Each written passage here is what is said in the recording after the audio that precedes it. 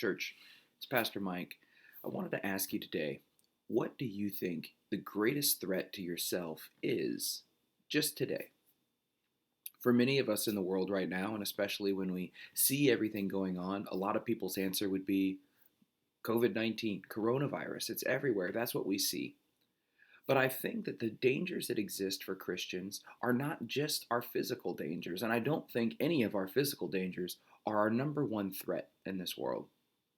In John 17, when Jesus is talking to his disciples in his farewell address, as he's praying for each one of them before he leaves this world, he prays and he asks that the Father would protect them. That's his prayer. He says, Father, now that I'm leaving this world, protect those who believe in me.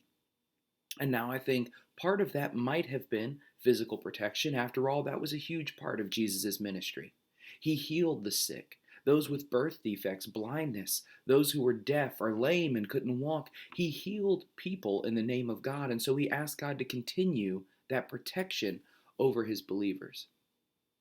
But I think we get an extra clue when he says, protect them so that they may be one as we, him speaking to the Father, are one. Because unity is the point of that protection.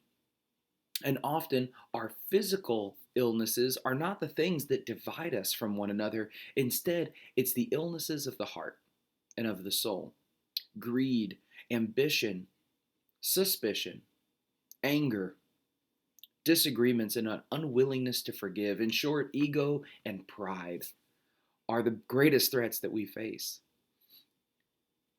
Jesus wanted the church to be known for unity. Sadly, when the outside world looks at the church, I'm not sure unity is the number one word that comes to mind. If churches aren't fighting with the church down the street on who has the most people on a Sunday morning or what's the right way to pray, then oftentimes in churches we can find disagreements inside about how to act in our world or our community, what we should be doing and saying to the people around us, what it means to be a true Christian, who's in and who's out. We find so many ways to divide ourselves from one another. And in doing so, we let the sickness that Jesus was praying for the healing run rampant in our churches. What if we honored Jesus' prayer?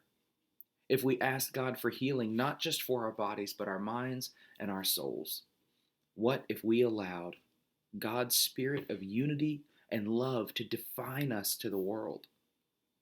I think we might find that our image in the world, our witness to the world, and our testimony of God's greatness sounds all the better and rings clearer and truer when we're not also fighting with each other. So my prayer for you is the same as Jesus' prayer for his entire church, that we would be protected from those things that threaten to divide us, that we would be one, just as God and Jesus Christ are one. May you find unity in your own heart today. May you find unity and love with your neighbors, with your family, with your friends, and with your church family. May we unite together in our common call to share God's love with the world. And so if you're feeling isolated today, know that you are together with the body of believers across time and space. We are one body of Christ. Know today that you are loved by God, that you are called for a purpose, and that you have people around you to lift you up when you feel weak. God bless you.